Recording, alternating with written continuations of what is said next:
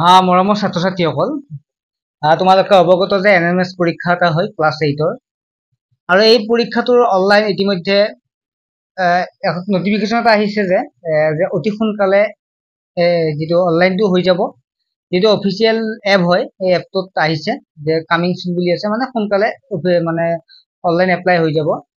এতিয়া প্ৰশ্নটো হৈছে কেনেকৈ পাস কৰিম, বা অৰ্থাৎ তোমালোকে কেনেকৈ পাস কৰিবা আৰু কি কি পঢ়িবা, তাৰ ওপৰত মই এই ভিডিঅটো প্ৰস্তুত কৰিছো, বা কি কিতাপ ল'বা। এতিয়া কথাটো হৈছে তোমালোকৰ যেটো পৰীক্ষাটো বেছি দিন নাথাকিব, মানে অনলাইন কৰাৰ পিছতে হৈয়ে যাব, সম্ভৱতঃ ডিসেম্বৰ বা নৱেম্বৰ মাহত হ'ব লাগে।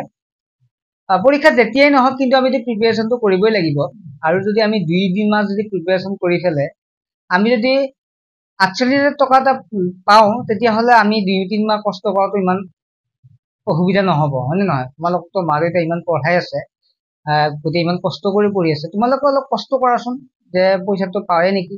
লগতে তোমালোকৰ নিজৰ জ্ঞানটোও বৃদ্ধি হ'ব। এইটো নহয় যে তোমাৰ পঢ়াখিনি লছ হৈ তুমি পইচা আনিব হৈছে, এইটো নহয়। তোমাৰ জ্ঞান লাভ হ'ব, লগতে তোমালোকে পইচা এটা পাবা, যিটো তোমালোকে পঢ়িবৰ কাৰণে সুবিধা হ'ব।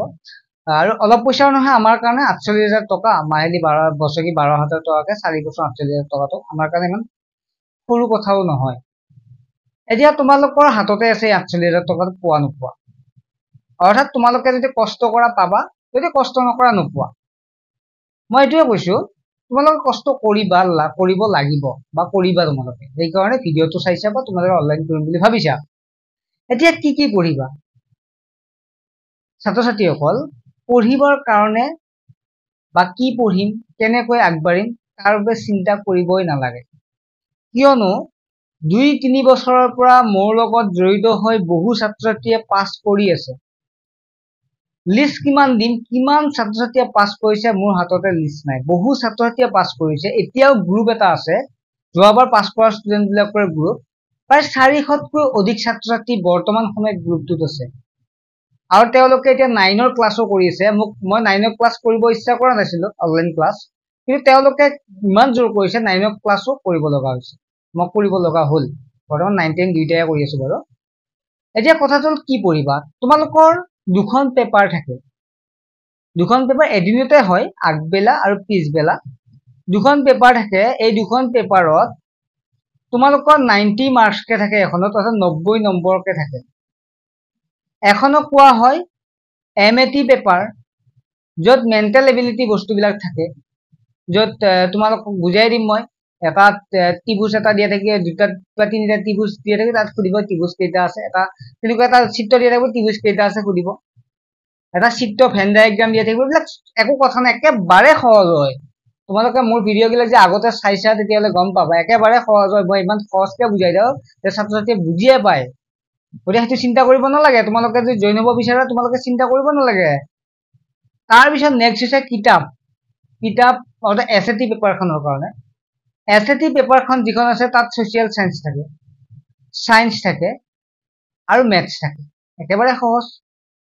ছ'চিয়েল সায়েন্সৰ, মেথছৰ কাৰণে, তাৰপিছত নেক্সট সায়েন্সৰ কাৰণে। এইখন পেপাৰৰ কাৰণে ইতিমধ্যে মই কিতাপ বনাই থৈ দিছো, অৰ্থাৎ যোৱাবাৰ বহু ছাত্ৰতে পাছ কৰিছে কিতাপখন, আৰু যিদিনাই ৰিজাল্ট দিছে অভিভাৱকসকলেও কি কৰিছে, যিবিলাক গ্ৰুপত আছে বা হোৱাটছএপ ষ্টেটাছ পাই তেওঁলোকে জানে মোৰ ভিডিঅ' বিলাক যিবিলাক চাই বা মোবাইলত হোৱাটছএপত আহিছে, তেওঁলোকে জানে যে তেওঁলোকে লিখিছে যে মোৰ কিতাপখন বা ক্লাছ বিলাক চাই বহু ছাত্ৰতে পাছ কৰা বুলি।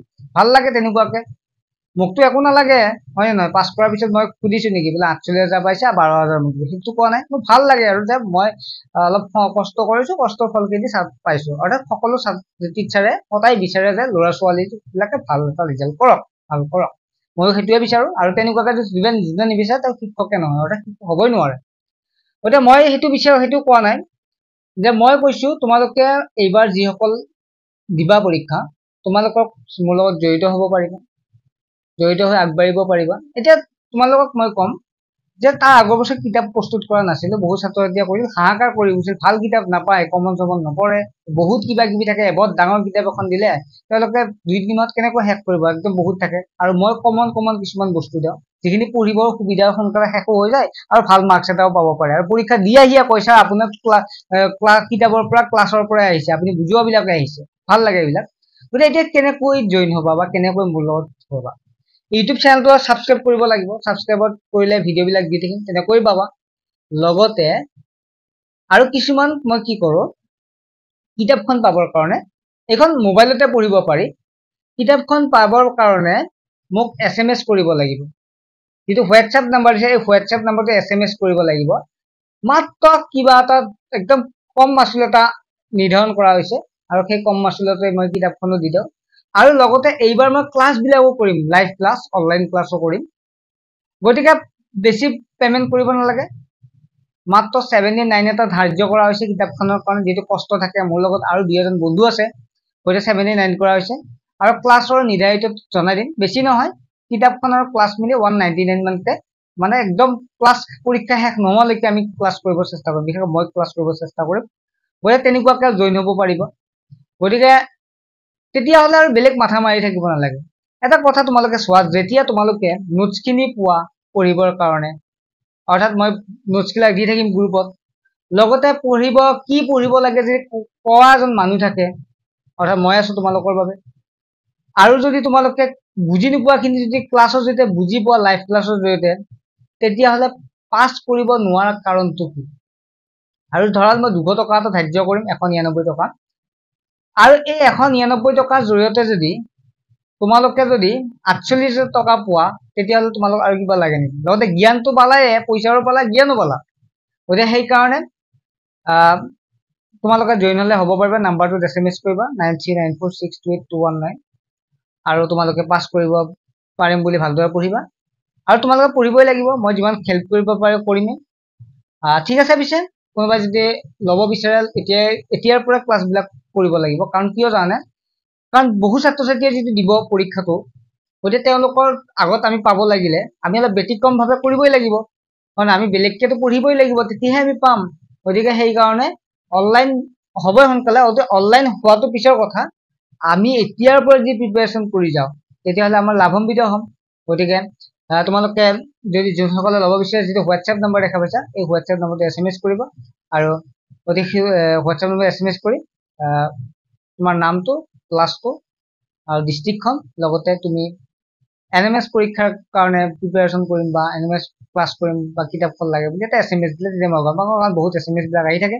গতিকে সেইখিনি আছিল ভাল পালে যে ভিডিঅ'টো লাইক কৰিবা চেনেলটো সাবস্ক্ৰাইব কৰিবা আৰু কোনোবা যদি বন্ধু বান্ধৱীৰ লগত শ্বেয়াৰ কৰিবা যাতে তেওঁলোকেও এই পৰীক্ষাটো জৰিয়তে পাছ কৰক হয় নহয় যেটো চৰকাৰৰ পইচা যে তুমি যদি 48 যাব তেও 48 যাব পাওক অহা যোৱাটো সুবিধা হ'ব পঢ়াটো সুবিধা হ'ব ডিসকাশন কৰাটো সুবিধা হ'ব গতিকে তোমাৰ বন্ধু বান্ধৱী আছে যে শ্বেয়াৰ কৰি দিব ঠিক আছে